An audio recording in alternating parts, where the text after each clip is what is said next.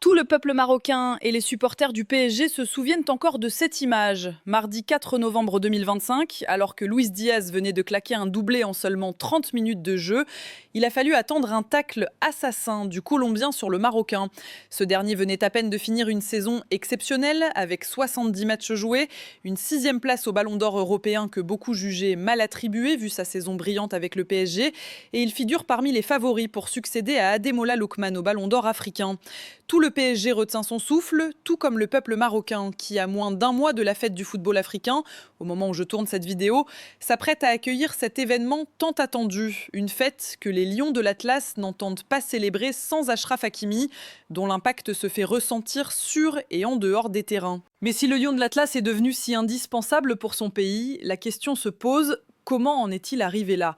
Allons-y, si dans le monde du football international, certains gestes restent profondément gravés dans la mémoire collective. Pour les Argentins, la main de Diego Maradona symbolise un moment légendaire inscrit dans leur ADN. Pour les Colombiens, le fameux coup du scorpion d'Higuita demeure inoubliable. Du côté des Français, la panenka de Zinedine Zidane en finale de la Coupe du Monde 2006 contre l'Italie est encore largement célébrée. Quant aux Marocains, un geste similaire, une panenka, a marqué leur histoire d'une façon singulière. Le 6 décembre 2022, lors du Mondial au Qatar, Achraf Hakimi inscrit un tir au but déterminant, sa balle effleurant le sol pour offrir à sa sélection une qualification contre la puissante équipe d'Espagne. Malgré les pronostics, Log Ribéry a été surpris par cette nation marocaine. Né à Madrid, élevé dans un environnement hispanique et formé au Real Madrid, Hakimi incarne avec fierté cette double identité culturelle qui le distingue. Ses parents, Hassan et Saïdia, ont quitté le Maroc pour s'installer en Espagne dans les années 1980, dans l'espoir d'offrir une vie meilleure à leur famille. Le 4 novembre 1998, naît leur fils aîné, Achraf. La vie n'a pas été facile, notamment à cause de difficultés financières. Achraf se souvient, nous étions très modestes, ma mère travaillait comme femme de ménage, tandis que mon père vendait des marchandises ambulamment. Nous venons d'une famille simple, qui a toujours dû lutter pour s'en sortir. Pourtant, l'enfance fut remplie d'amour et de soutien, et ses parents tenaient à lui donner les meilleures chances. Très vite, ils perçoivent chez lui un talent exceptionnel pour le football. Au départ, Achraf évolue comme attaquant, enchaînant les buts dans les rues de Retiro, un quartier populaire au sud de Madrid. C'est là qu'il acquiert les bases solides du jeu, développant une intelligence de jeu précieuse, ainsi qu'une rapidité et une ruse qui le distinguent. Sa première licence fut prise au Club Deportivo Colonia, où sa vélocité attire l'attention. À l'âge de 8 ans, il est repéré et testé par le Real Madrid, qui l'intègre à son centre de formation. Pourtant, intégrer un centre aussi compétitif ne garantit aucun succès, de nombreux jeunes étant éliminés en route. Né la même année que Luc Zidane, fils du célèbre Zinedine Zidane, Achraf évolue à ses côtés durant leur formation. Rapidement, il change de poste, quittant son rôle d'attaquant pour devenir arrière latéral. Grâce à son endurance, sa vitesse et sa compréhension du jeu, il excelle dans ce rôle exigeant. Sa progression régulière le rapproche chaque jour un peu plus de son rêve, devenir professionnel au Real Madrid. Derrière tout grand homme, il y a parfois une femme, et ici ce soutien s'étend à toute sa famille qui n'a pas hésité à faire de nombreux sacrifices afin qu'Achraf réalise ses ambitions.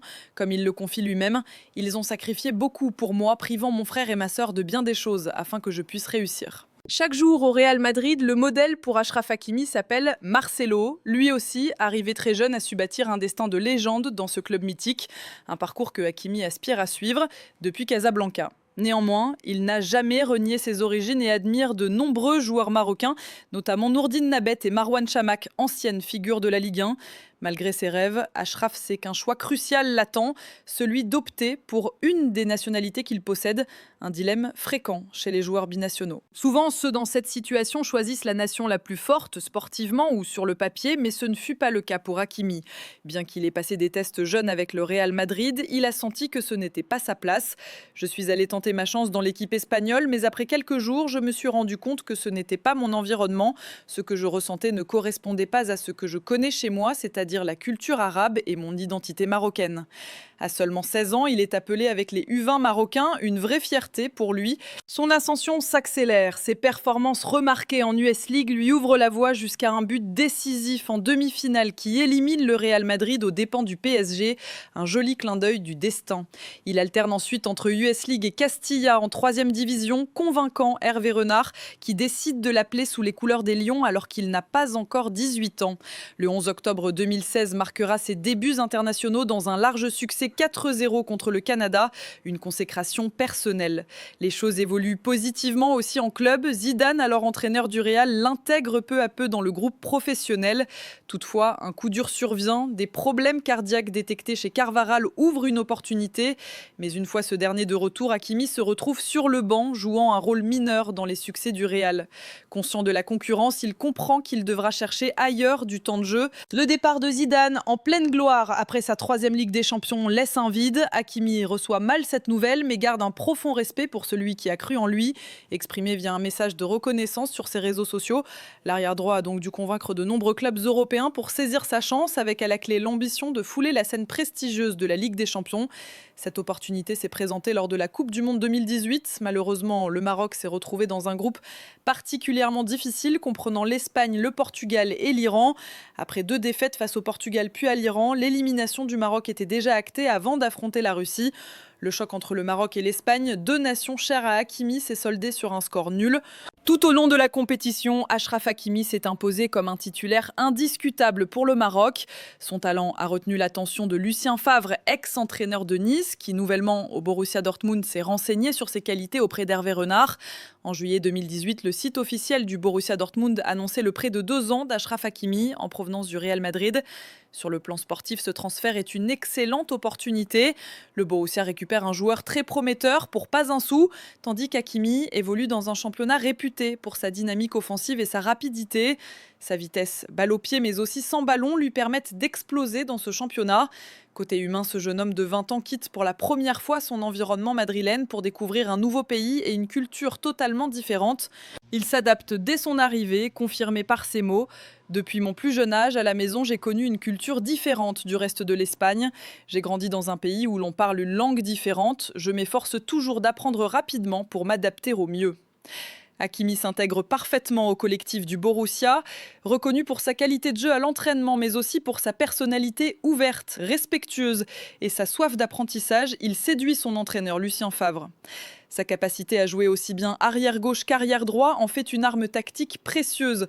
Pour Favre, qui aime ajuster ses plans en fonction des adversaires, Hakimi est l'outil idéal. Dans ses premiers matchs, il marque un but dès son premier match en championnat et offre un triplé de passes décisives en Ligue des Champions lors d'une victoire 4-0 face à l'Atlético Madrid. Il devient très vite une révélation à l'échelle européenne. Au-delà de ses performances sportives, il gagne le cœur des supporters par sa générosité hors du terrain. Une anecdote symbolique raconte qu'un jeune garçon marocain a fabriqué lui-même un maillot à l'effigie de Hakimi, à l'image d'un enfant afghan avec un maillot de Messi. Touché par cette attention, Hakimi a posté un message d'espoir, espérant que la famille de l'enfant le contacte, et même envoyé un maillot officiel en cadeau. Sur le plan sportif, Hakimi termine sa première saison en Bundesliga avec de belles statistiques. 3 buts, 7 passes décisives en 28 matchs et une seconde place en championnat derrière le Bayern Munich. Au niveau international, il dispute sa première Coupe d'Afrique des Nations. Cependant, l'aventure tourne court avec une élimination précoce dès les 8e de finale face au Bénin. De retour en Allemagne, il reprend sa course à pleine vitesse, affichant des performances remarquables, notamment lors d'un match contre Leipzig. Avec une vitesse impressionnante à pleine course, il démontre des qualités athlétiques exceptionnelles. Ses bonnes performances alimentent donc des rumeurs quant à un éventuel retour au Real Madrid, qui fait rêver les supporters du Borussia Dortmund et le joueur lui-même. Hakimi reste prudent, un retour à Madrid ne dépend pas que de lui. Il affirme vouloir continuer à progresser et qu'il serait même acceptable de ne pas revenir.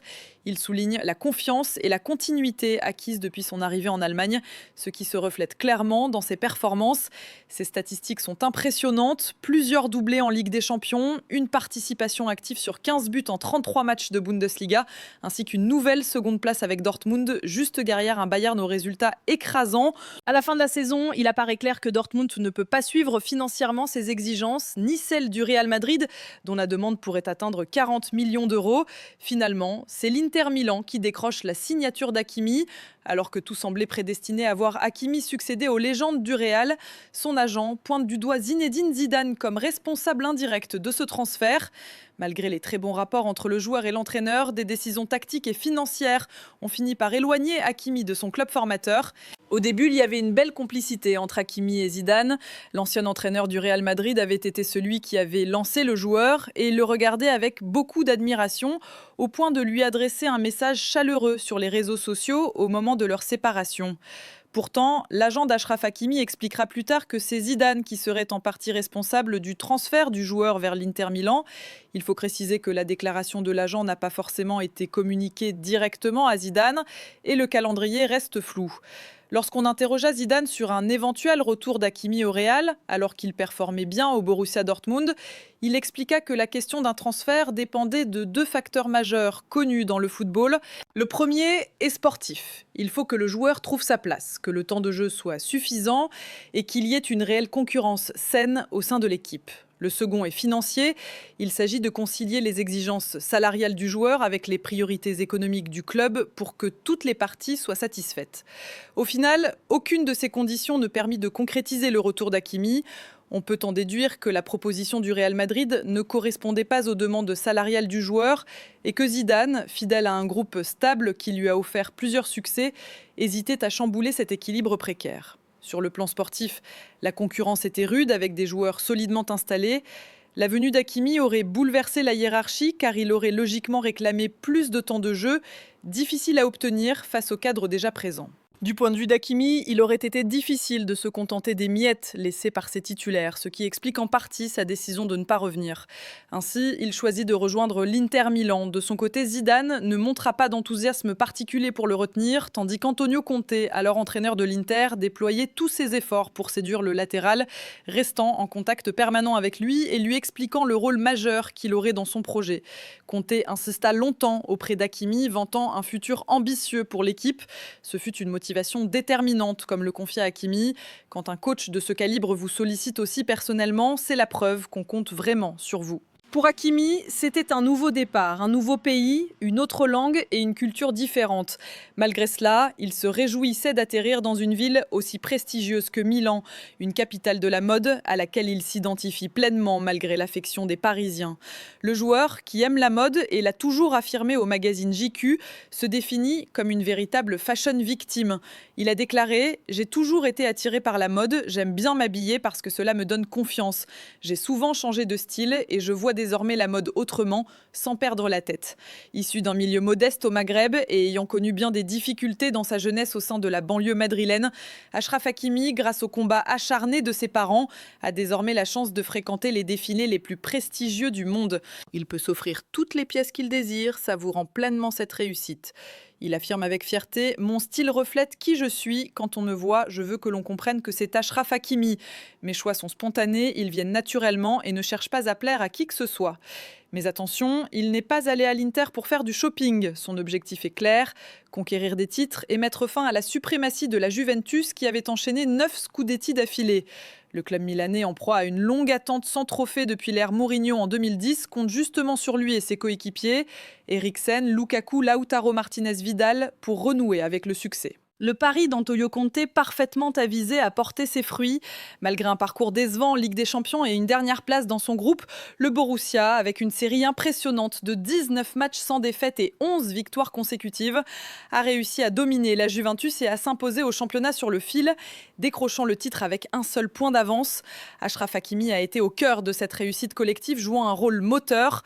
Individuellement, il a brillé avec 7 buts et 10 passes décisives, devenant le 3e meilleur passeur du championnat et s'imposant comme l'un des meilleurs latéraux au monde. Une véritable arrivée dans la cour des grands. À ce moment crucial, il lui fallait franchir un nouveau cap. Ce n'est cependant pas au Real Madrid qu'il allait continuer, le club montrant ses limites en Europe avec des résultats décevants. Une nouvelle opportunité se présente alors au Paris Saint-Germain. Avec un projet ambitieux et un rôle de premier plan, accompagné d'un salaire attractif. Cette première saison à l'Inter n'a duré qu'1 an, avant qu'Hakimi annonce son départ avec émotion. C'était juste une année, mais quelle année! Il prend la direction du Paris Saint-Germain, prêt à relever un nouveau défi. Ce mercato 2021 du PSG reste un des plus impressionnants de l'histoire du club, avec des signatures telles que Messi, Sergio Ramos ou Donnarumma. Parmi ses recrues phares, Hakimi reste moins médiatisé, mais c'est lui qui va profondément marquer l'histoire du club. Souhaitez-vous que je continue ou que je réduise en un résumé plus concis ? Parmi les 4 recrues majeures du mercato du PSG, Hakimi est certainement la moins mise en lumière. Pourtant, c'est lui qui finira par laisser la plus grande empreinte dans l'histoire du club parisien. Avec un recrutement aussi prestigieux, l'objectif était clair, décrocher la Ligue des Champions. Mais malheureusement, malgré les fortes attentes depuis l'arrivée du Qatar aux commandes du PSG, ce rêve n'a pas encore été réalisé. Néanmoins, Hakimi a su démontrer sa valeur. Dès son premier match officiel, il remporte un titre, le trophée des champions, mais pas sans controverse. Ce trophée, souvent considéré comme mineur, a été remporté dans la douleur, avec Achraf sifflé une grande partie de la rencontre, alors que la compétition se déroulait loin de Paris. Ses huées visaient son soutien manifesté à la cause palestinienne, un acte qui a provoqué un véritable tollé. Ce fut aussi une prise de conscience pour lui. Sa vie normale s'est terminée. Il est désormais une superstar sous une forte exposition médiatique, bien plus que lors de son passage à l'Inter. Cela fut un tournant, un nouveau défi dans la carrière d'Hakimi qu'il a relevé avec brio. Son premier match au PSG fut compliqué, une expérience difficile pour ce jeune joueur de 22 ans. Il remporta quand même ce premier titre face au LOSC avant de s'installer pleinement au club. Il a inscrit son premier but face à Troyes, un but magnifique, enchaîné de plusieurs passes décisives et a contribué aux 8 victoires consécutives du PSG. En concurrence avec Chelsea pour sa signature, Hakimi confie avoir fait le bon choix. J'ai ressenti que je devais venir à Paris, que j'allais y être heureux. Le PSG est un grand club et j'ai apprécié l'accueil chaleureux des supporters. Ma venue a coïncidé avec celle de grandes stars. Je sais déjà que je ne me suis pas trompé de choix. Au sein de l'effectif, un lien fort s'est rapidement tissé entre Hakimi et Kylian Mbappé. Nés tous deux en 1998, ce sont 2 prodiges de leur génération, fans de NBA, photographiés ensemble à New York avec Kevin Durant et souvent partenaires de voyages et moments complices. Ils ne se quittent presque plus, partageant aussi des actions solidaires comme leur visite en 2022 d'un orphelinat au Maroc. Achraf Hakimi reste un homme au grand cœur et cette dimension humaine ne faiblira jamais. Dès sa première saison avec le PSG, Achraf remporte le championnat avec une avance impressionnante sur l'OM. Cependant, sur la scène européenne, le sort fut moins favorable. Deuxième de son groupe, le PSG hérite du Real Madrid en 8e de finale. Malgré la détermination d'Hakimi, rien ne pouvait arrêter Karim Benzema, dont la performance était écrite d'avance. Quelques erreurs du PSG n'ont fait que confirmer cette issue, avec Benzema remportant ensuite son ballon d'or. Du côté de la Coupe d'Afrique des Nations, le même scénario s'est répété, avec une élimination précoce dès les quarts de finale. Cependant, cette expérience a permis à certains leaders, dont Hakimi, de s'affirmer davantage, tout comme l'arrivée de l'entraîneur Walid Regragui, que le joueur juge très compétent. Puis vint la Coupe du Monde 2022 au Qatar, où malgré un tirage compliqué, Canada, Belgique, Croatie, le Maroc a surpris en terminant premier du groupe. Le 8e de finale contre l'Espagne, l'un des moments forts pour Hakimi, s'est achevé sur un 0-0 au temps réglementaire, suivi d'une séance de tir au but mémorable, où Hakimi a inscrit une panenka imparable, éliminant ainsi sa 2e nation. La célébration, dans les bras de sa mère, traduit toute l'émotion du moment et la force profonde de leur relation. En quart de finale, le Maroc affronte le Portugal et c'est tout un continent qui est derrière eux car aucune nation africaine n'avait atteint ce stade depuis la création de la Coupe du Monde en 1930. Une victoire 1-0 historique permet au rêve de se réaliser avant une demi-finale face à la France qui se soldera par une défaite 2-0. Hakimi, qui s'est imposé comme le joueur le plus en vue à l'issue de la compétition la plus importante pour son équipe, a profité de cette notoriété pour lancer une fondation. Celle-ci vise à soutenir les plus démunis à travers l'éducation et le sport, avec pour devise, écoutez bien, tout est possible quand on y croit et qu'on se donne les moyens d'y parvenir. Il a accompli un exploit puissant et marquant au cours de cette aventure mondiale, en sortant extrêmement fier. Nous avons élevé tout un continent, c'est un moment historique. Cependant, après cette euphorie, Achraf Hakimi a découvert la réalité du lendemain difficile. Accusé de viol, il a été confronté à une situation judiciaire lourde qui a profondément impacté sa vie personnelle. Je ne rentrerai pas dans les détails des procédures judiciaires, ce n'est pas mon rôle, mais je peux évoquer les conséquences sur le joueur, notamment un divorce. Il a nié toute accusation d'avoir spolié son ex-femme pour enrichir sa mère, ce qu'il qualifie de fausse rumeur. Par contre, il a bel et bien perdu sa femme et traversé une période émotionnellement éprouvante, ce qui s'est ressenti dans ses performances sur le terrain. Même si Hakimi conserve son titre de champion de France, son élimination dès les 8e de finale de Ligue des Champions face au Bayern de Munich, associée à des statistiques en baisse, ne traduit pas le niveau auquel il nous avait habitués. Nous lui donnons le bénéfice du doute, conscient que cette combinaison d'affaires judiciaires, de divorce et d'un mondial émotionnellement et physiquement exigeant a pu réduire sa capacité à performer pleinement. La saison suivante voit le départ de stars majeures comme Neymar et Messi, remplacés par Dembélé, ce qui laisse plus de responsabilités à Hakimi. Plus libéré, notamment offensivement, il s'affirme de plus en plus comme un leader, presque un joueur expérimenté, même s'il n'est présent au PSG que depuis 1 ou 2 saisons. Cependant, le parcours du club en Ligue des Champions demeure frustrant pour lui. Ses anciennes équipes vont aussi lui jouer des tours. Par exemple, le Borussia Dortmund l'a privé d'une finale rêvée face au Real Madrid. Néanmoins, Hakimi trouve consolation avec une médaille de bronze obtenue aux Jeux Olympiques de Paris cet été, preuve qu'il sait tirer le positif. Par ailleurs, le départ mouvementé de Kylian Mbappé vers le Real Madrid, son grand ami, a repositionné Achraf comme la pièce maîtresse du PSG. Depuis ce transfert, on le considère unanimement comme le joueur numéro 1 du club parisien.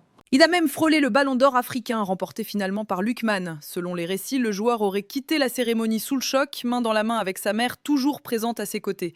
Qu'en pensez-vous? Est-ce qu'Achraf Hakimi méritait ce prestigieux trophée? Est-il juste qu'il ait perdu au profit de Lukman? Y a-t-il eu une injustice? Est-il la meilleure recrue de l'ère qatari au PSG? Est-il le meilleur joueur du club actuellement? Est-il sous-estimé ou au contraire surestimé depuis ses prestations remarquables cette saison? Partagez vos avis les amis.